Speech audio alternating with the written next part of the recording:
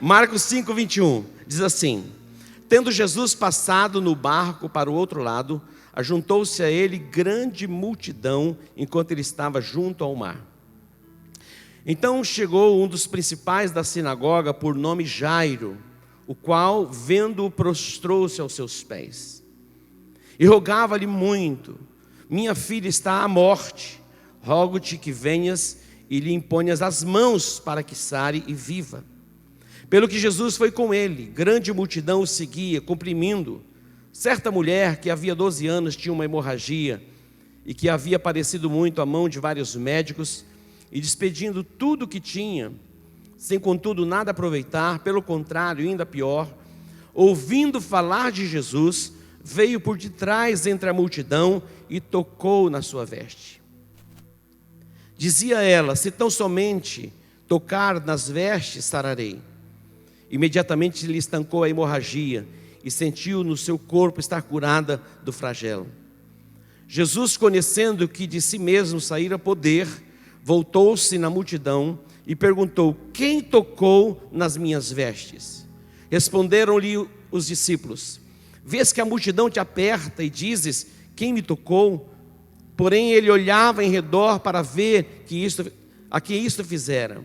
Então a mulher, que sabia o que tinha feito, o que tinha acontecido, temendo e tremendo, aproximou-se, prostrou-se diante dele e declarou-lhe toda a verdade. E ele disse: filha, a tua fé te salvou, vai em paz e ser curada deste teu mal. Estando ele ainda falando, chegaram alguns da casa do principal da sinagoga, a quem disseram: a tua filha está morta, por que incomodas o mestre? Porém Jesus, tendo ouvido estas palavras, disse ao principal da sinagoga: não temas, crê somente. Eu quero que você grife aí na sua Bíblia essa expressão: não temas, crê somente. E não permitiu que ninguém o seguisse, a não ser Pedro, Tiago e João, irmão de Tiago. Chegando à casa do principal da sinagoga, viu o alvoroço e os que choravam muito e pranteavam. Ao entrar, lhes disse: por que vos alvoroçais e chorais? A menina não está morta, mas dorme. E riam-se dele, tendo ele, porém, feito sair a todos, tomou consigo o pai e a mãe da menina e os que vieram com ele, e entrou onde ela estava. Tomando-a pela mão, disse: Talita cumi, que quer dizer: menina, eu te ordeno, levanta-te. Imediatamente a menina, que tinha 12 anos, levantou-se e começou a andar. Então assombraram-se todos com grande espanto, mas Jesus mandou-lhes expressamente que a ninguém o soubesse e ordenou que dessem de comer à menina. Diga glória a Deus. A palavra, o tema desta ministração é: não temas. Diga comigo: não temas. Crê somente. Não temas, crê somente. A Bíblia diz que o medo, ele traz tormento. O medo, ele traz o quê? Ele traz tormento. O medo traz tormento. Quando nós olhamos para a Bíblia, nós vamos ver alguns textos, e vários textos, que falam a respeito do medo e como que o medo vem. Nós sabemos que a fé, ela vem pelo ouvir, e ouvir pela palavra de Deus. A fé vem pelo ouvir e ouvir pela palavra de Deus. E o medo vem também pelas palavras que nós ouvimos, ou as palavras que nós lemos. A Bíblia diz que Jó era um homem íntegro, reto, temia a Deus e se afastava do mal. Mas ele foi assolado pelo mal. Mas o próprio Jó, ele diz assim: o que eu temia me sobreveio, o que eu receava me aconteceu. Jó era um homem temente a Deus, se desviava do mal, ele era íntegro e reto nas suas ações, ele oferecia sacrifícios a Deus, mas ele mesmo se expressa dizendo: o que eu temia me aconteceu, o que eu receava me sobreveio. Como vem a fé? A fé vem pelo ouvir, e o ouvir pela palavra de Deus. E como vem o medo? O medo vem pelo ouvir, e por aquilo também que você lê. Eu quero destacar aqui alguns personagens que foram atormentadores para a nação de Israel. Eu quero destacar em primeiro lugar aqui Golias. Golias, ele se levantou como um atormentador. A arma que ele usava para amedrontar Israel eram as palavras. Quando Israel se colocava para a guerra, ele se apresentava, ele liberava palavras, e as palavras de afronta que ele liberava, tomavam o coração de Saul, que era o rei, e de todo o exército. A Bíblia diz que o coração de Saul, como que derretia, era tomado pelo medo, e não apenas o coração do rei, mas de todo o exército. O que você ouve, dependendo como você ouve, você é tomado pelo medo. Uma das estratégias de Satanás é usar palavras para amedrontar você. Quando nós olhamos para Sambalate, Tobias e Gesem, a tríade maligna, o que eles usam para amedrontar Neemias e Israel? Palavras. Agora, um dos maiores atormentadores de Israel foi Senaqueribe. E esse texto eu quero destacar para você, para que você veja comigo. É 2 Crônicas, capítulo 32. Senaqueribe foi um dos maiores terroristas da história. Ele era sírio. Seu pai, Sargão II, começou a onda de terror. Eu vi um documentário que dizia de Sargão II a Bin Laden, a história dos maiores terroristas que já viveram nesta terra. Imagina, Bin Laden nós conhecemos, foi contemporâneo nosso, foi aquele que arquitetou o ataque às Torres Gêmeas, e não apenas às Torres Gêmeas, aqueles alvos nos Estados Unidos. Mas Sargão II, pouco ouvimos falar. Mas Sargão II era pai de Senaqueribe. E quem era Senaqueribe? Rei da Síria, um atormentador na vida de Israel. Vamos lá, 2 Crônicas, capítulo 32. 2 Crônicas, capítulo 32. Se você está com a sua Bíblia, abra a sua Bíblia. E se você tem a sua agenda, você pode fazer as anotações. Eu sei que o seu cérebro ele é excepcional. Você tem uma memória fotográfica e uma mente assim que guarda as palavras. Mas eu também guardo, mas eu as escrevo, que depois eu as leio e guardo no meu coração. Olha só, capítulo 32 de 2 Crônicas. 2 Crônicas, capítulo 32. Olha o que diz esse texto. 2 Crônicas, capítulo 32. Diz assim: depois de tudo que Ezequias havia feito, com tanta fidelidade, veio Senaqueribe, rei da Síria, invadiu a Judá e acampou-se contra as cidades fortes, com a intenção de apoderar-se dela, de se apoderar dela. Olha isso. Depois que Ezequias fez tudo com tanta fidelidade, quem se apresentou? Senaqueribe. Para o quê? Para trazer tormentos sobre Israel.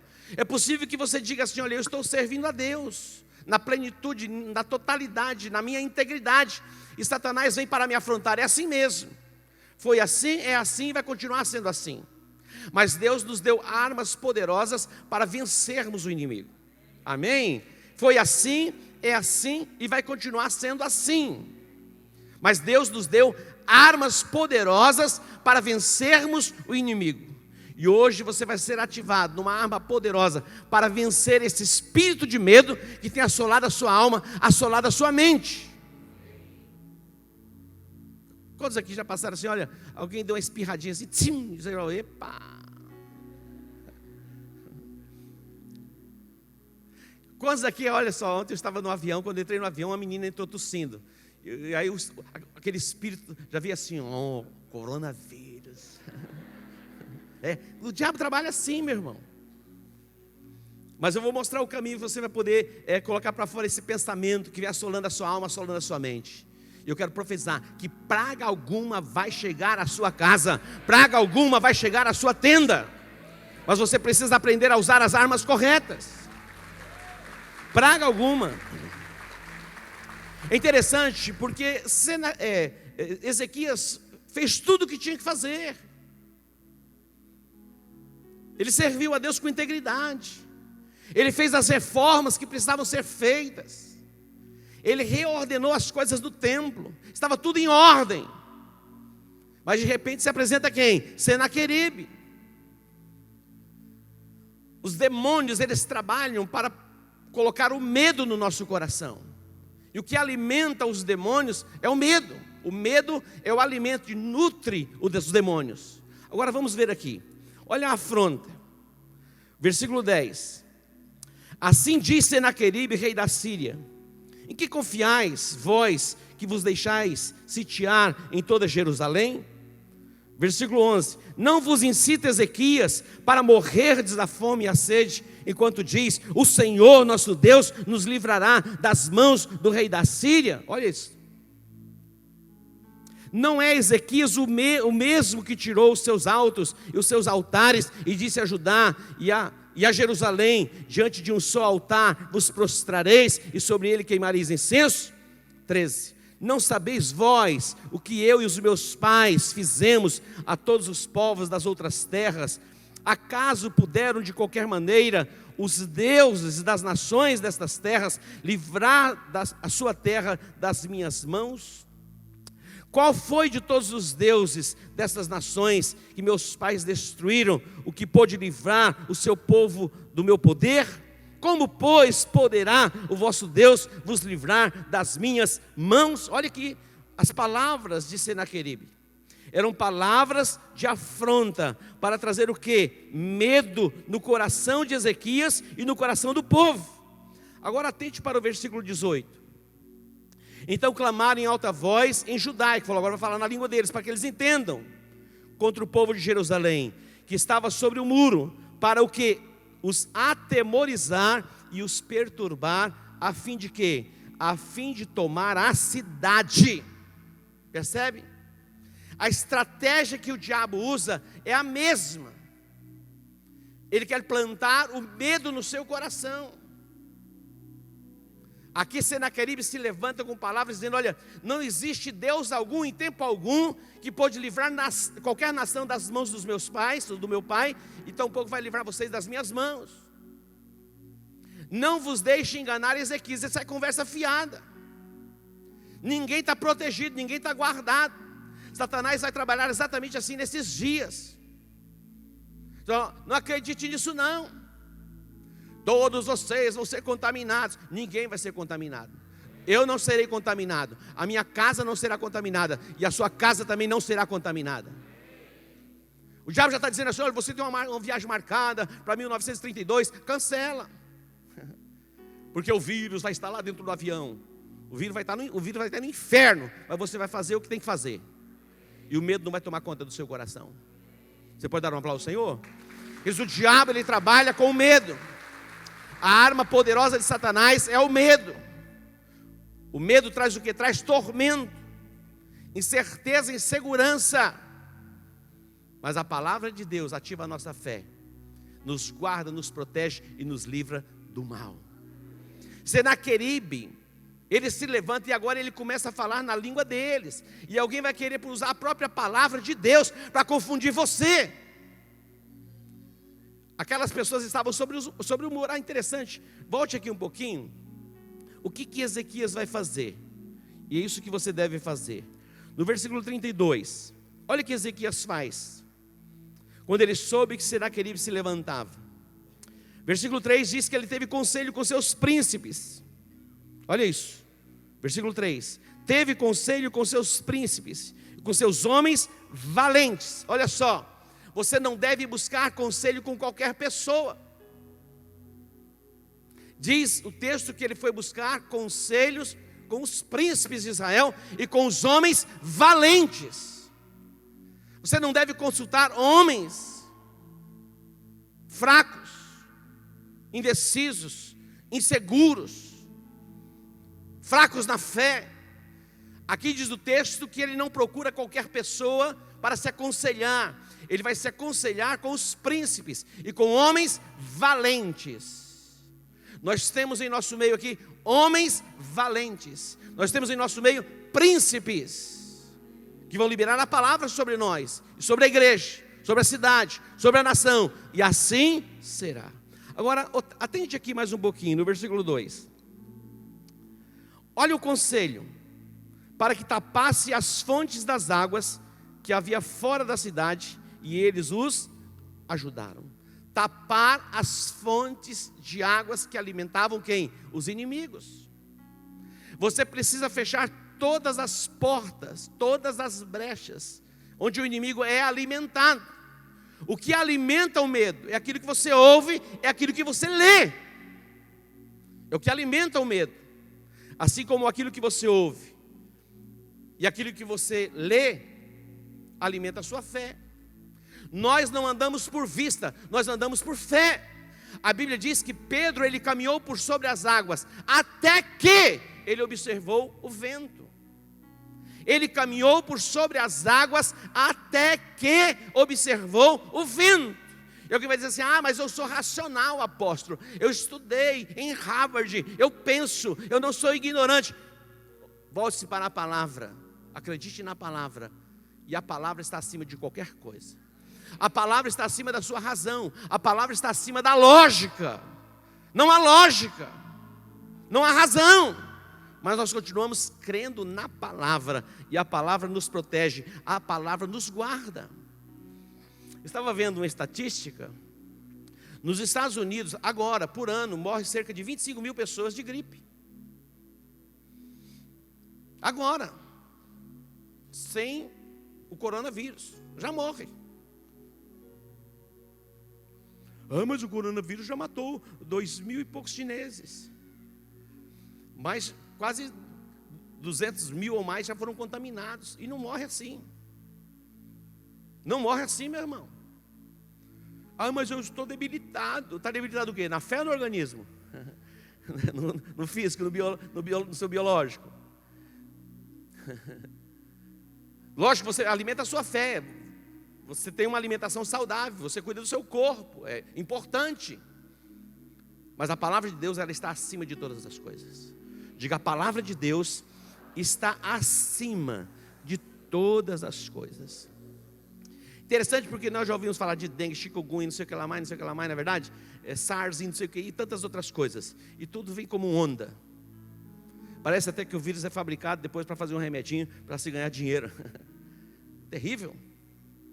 Mas eu quero profetizar que esta praga não vai chegar sobre a sua casa, no nome de Jesus. Vamos voltar aqui para Marcos capítulo 5. Marcos capítulo 5.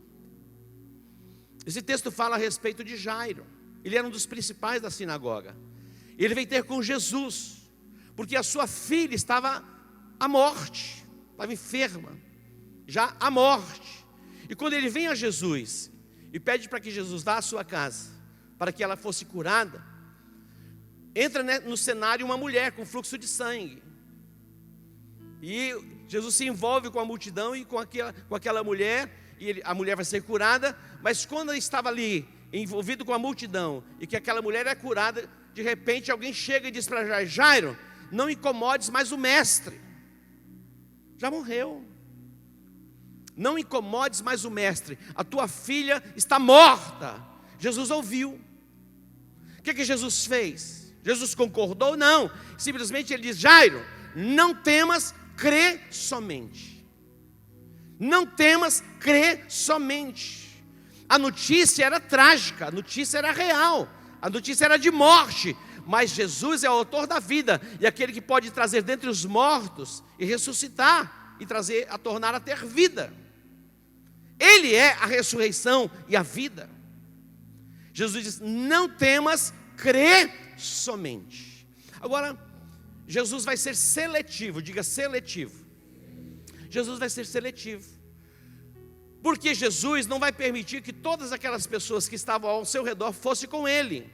Então ele vai selecionar quem vai com ele. Então, em primeiro lugar, você precisa ser seletivo, diga ser seletivo. Primeiro, ser seletivo naquilo que você ouve.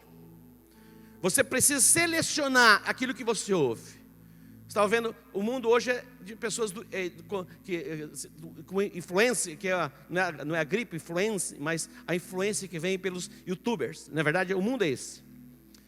E pessoas estão conectadas. A Rafaela está me compartilhando, pessoas têm 8 milhões, 10 milhões de seguidores.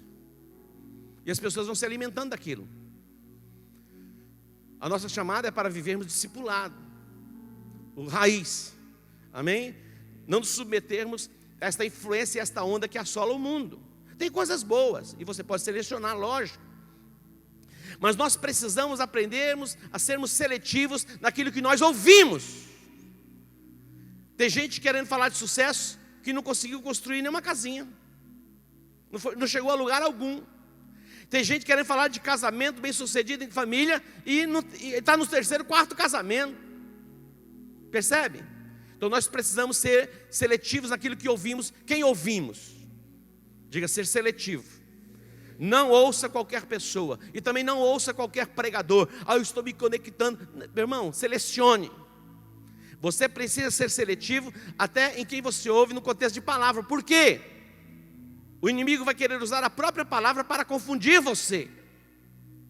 Ele é esperto. Ele usa a própria palavra. Quando tentou Jesus, ele usou a palavra para tentar Jesus, dizendo, está escrito, darás ordem aos teus anjos. Ele cita o Salmo 91, para confundir Jesus. Jesus diz, mas também está escrito, não tentarás o Senhor teu Deus. Ele vence Satanás pela palavra. Você não vai vencer o diabo pelos seus argumentos, meu irmão. Não importa o nível de desenvolvimento que você tenha alcançado na sua mente, você não vence Satanás pelos seus próprios argumentos, você vence Satanás pela palavra de Deus. Seja seletivo, não ouça qualquer pessoa. Seja seletivo nas suas amizades. Jesus não permitiu que todos caminhassem com Ele. Ele seleciona Pedro, Tiago e João e diz, eu quero vocês três comigo. E quando Jesus chegou à casa de Jairo, ali havia choro, havia pranto. Quando Jesus disse, a menina não está morta, todos aqueles que choravam começaram a rir de Jesus. Zombando da fé, muitas vezes vão zombar da sua fé. Vão dizer como se naquele diz, olha, ninguém pode livrar vocês não. Não se deixe enganar por esses discursos que vêm do altar. Nada e nem ninguém vai livrar vocês das minhas mãos. É o que Satanás diz. É possível que ele esteja dizendo para você, olha, nada e nem ninguém vai poder livrar você do coronavírus. Não existe vacina, mas existe um antídoto, que é a nossa fé, é a palavra de Deus, o sangue de Jesus Cristo, que nos guarda, nos protege e nos livra de todo o mal. Creia nisso. Quando Jesus chegou à casa de Jairo, só chega Pedro, Tiago e João. Ele foi seletivo. Quando Jesus entra na casa de Jairo, a casa estava tomada, colocou todo mundo para fora. Algumas pessoas vão precisar sair da sua vida. Algumas pessoas vão ser tiradas do seu convívio, porque são incrédulas, estão intoxicando a sua alma, plantando sementes de medo, de amargura, de ódio, de ressentimento e outras coisas mais. Jesus, ele foi seletivo. Diga, Jesus foi seletivo. Então você vai selecionar quem anda com você. Eu inverti aqui a ordem. Em primeiro lugar, seja seletivo naquilo que você ouve. Em segundo lugar, seja seletivo nas pessoas que andam com você. Em terceiro lugar, que era o primeiro, evidencie a palavra de Deus. Salmos 56, 3 e 4. Projeta aqui para mim. Salmos 56, 3 e 4. Salmos 56, versículos 3 e 4. Diga para o seu irmão, seja seletivo naquilo que você ouve. Seja seletivo. Diga aí, seja seletivo nas suas amizades. Agora, em terceiro lugar, faça brilhar a palavra de Deus. Exalte a palavra de Deus. Olha o que diz: no dia em que eu temer. Então pode vir o temor. No dia em que eu temer, você vai fazer a declaração: hei de confiar em ti. Que temos que fazer a declaração. Quando você acordar assim, você já fala em voz alta. Lógico, se a pessoa do lado estiver dormindo, você levanta e vai para um lugar separado e ele faça a sua confissão. No dia em que eu temer, eu hei de confiar em ti. Quando você for fazer a sua viagem, você vai entrar no avião, seja o que for. No dia em que eu temer, eu hei de confiar em ti. E diz o versículo de número 4: em Deus cuja palavra eu louvo. Aqui está faltando um louvo, tá? Não é louvo, é louvo. Em Deus ponho a minha confiança e não terei medo. Amém? Diga: em Deus eu ponho a minha confiança e não terei medo. O Deus cuja palavra eu exalto, o Deus cuja palavra eu louvo, o Deus cuja palavra eu faço brilhar. Coloque em destaque na sua alma a palavra de Deus, e você vai prevalecer contra o medo. Diga para o seu irmão, não há o que temer. Franklin Roosevelt diz assim, olha, aos cidadãos americanos, olha o que ele diz: a única coisa que devemos temer é o próprio temor. A única coisa que devemos temer é o próprio temor. Mas o verdadeiro amor lança fora todo o medo. Diga, o verdadeiro amor lança fora todo o medo. A Bíblia diz que Deus é amor. A presença do amor em nós lança fora todo o medo. Você não pode servir a Deus por medo. Você não pode entrar na casa de Deus por medo. Eu vou à igreja, porque se eu não for à igreja, eu estou morto no horto. Não! Senaqueribe e Sabalat e Tobias fizeram uma agenda com Ezequias. Sabe onde eles queriam encontrar Ezequias para matar Ezequias? No templo. Neemias, no templo. Marcaram o encontro lá no templo, porque diziam, no templo ele vai. Eu sou homem de temer, para que eu entre no templo para não perder a minha própria vida. Não havia temor nele. Hoje o Espírito Santo está neste lugar, e você vai vencer todo o medo.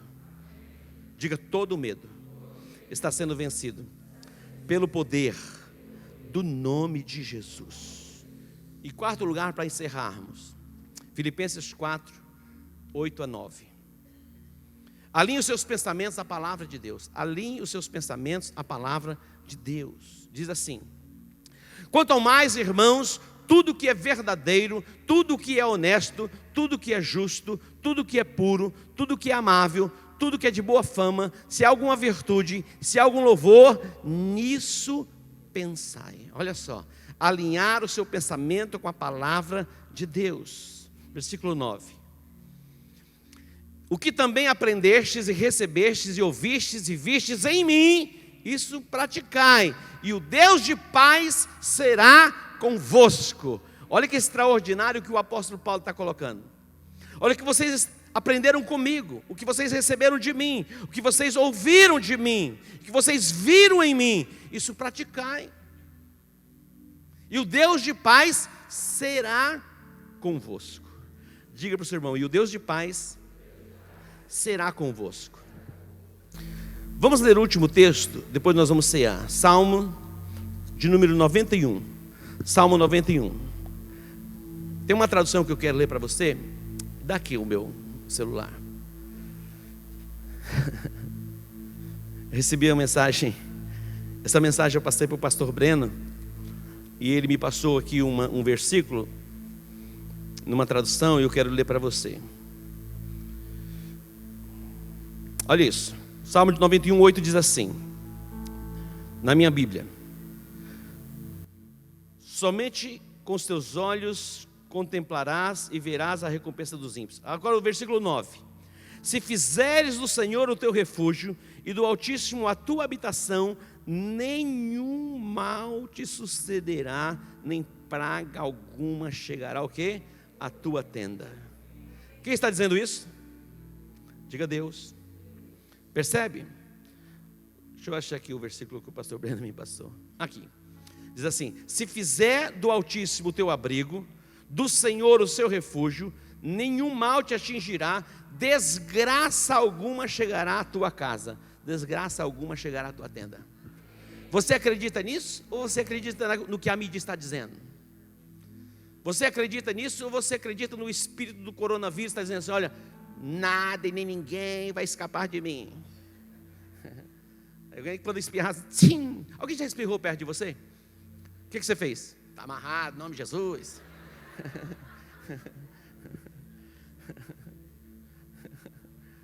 Você fala o quê? Saúde? Não é assim? Você fala, saúde? Não permita que esse espírito atormente você, deixe você neurótico. É possível que algumas pessoas não venham hoje à igreja, semana que vem vai dar um prazo aí, uns 6 meses, para ver como fica, porque tem medo de ajuntamento. Tem gente assim. Esse ano já fechamos o pacote para Israel. Mas se você quiser ir, ainda dá tempo, a gente dá um jeito. Não, apóstolo, deixa para o ano que vem. Tem gente já pensando e repensando a viagem de 21. Eu não sei como vai estar, então eu vou esperar para ver como fica. Ei, nós andamos por fé e não andamos por vista. Amém? Nós andamos por fé e não andamos por vista. Você não vai ser paralisado. Você vai continuar trabalhando. Você vai continuar desenvolvendo a sua atividade profissional. Se precisar ir a um hospital orar com alguém, você vai continuar indo ao hospital orar com alguém. Amém? E praga alguma, desgraça alguma chegará à tua casa, chegará à tua tenda. Então, faça brilhar a palavra. Selecione o que você ouve. Seja seletivo nas suas amizades. Deus vai tirar algumas pessoas. E você mesmo vai falar, esse aqui já não dá mais. Jesus disse, olha, eu só quero comigo Pedro, Tiago e João. Eram homens de fé. Ele não permitiu que nem os outros viessem com ele. Porque Jesus sabia quem eram os seus 12.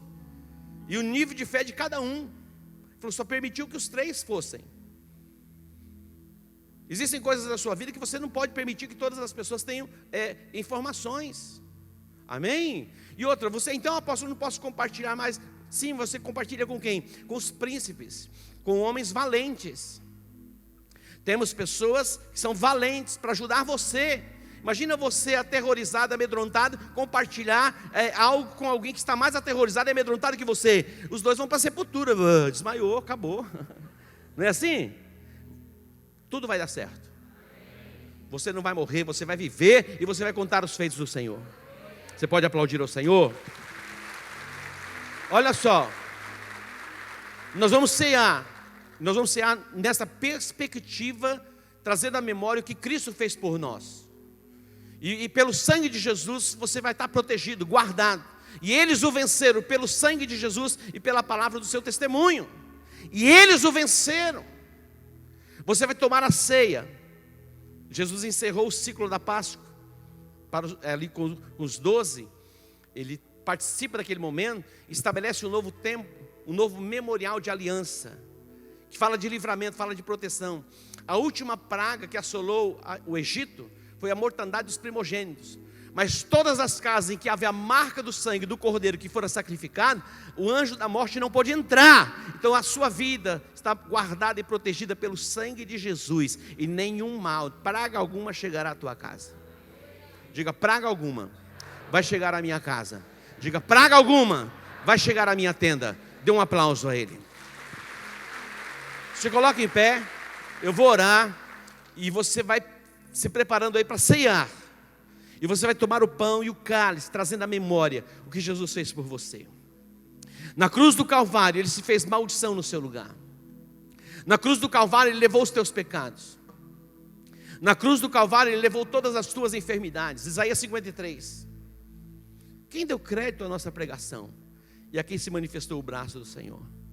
Ele foi subindo como raiz de uma terra seca. Não tinha parecer nem formosura, e nenhuma beleza víamos nele para que o desejássemos. Era o mais indigno entre os homens experimentados nas dores do sofrimento. Mas disse que o castigo que nos traz a paz estava sobre ele, e pelas suas pisaduras nós fomos sarados. Você sabe o que são pisaduras? São hematomas, são marcas que Jesus tinha no corpo. Pelas suas pisaduras. Marcas, sangue, porque foi chicoteado. Tinha marcas no seu corpo. E ali Ele levou sobre si os nossos pecados, e pelas suas pisaduras nós fomos sarados. Curva a sua cabeça e feche os seus olhos. Vamos orar. Pai, te agradecemos e te bendizemos por esta manhã. A tua palavra é viva, ela é eficaz. Fazemos brilhar a palavra. Trazemos à memória o que Cristo fez por nós na cruz do Calvário. Ele se fez maldição no nosso lugar, para que a bênção de Abraão chegasse até nós. Jesus se fez pecado, Ele levou sobre si os nossos pecados. Ele se fez justiça por nós, nos redimiu, pagou o preço pela nossa redenção. Que o teu entendimento seja ampliado, que a palavra de Deus penetre no mais profundo do teu coração, tua mente renovada. Eu profetizo agora, recebe a unção, recebe a virtude, receba o poder do Espírito Santo. Seja guardado e protegido pelo sangue do Cordeiro. Pai, nós trazemos à memória o que Cristo fez. E trazendo à memória, nós vamos participar deste momento tão especial para nós, que é a ceia. Te agradecemos e te bendizemos. Em o nome de Jesus, diga amém.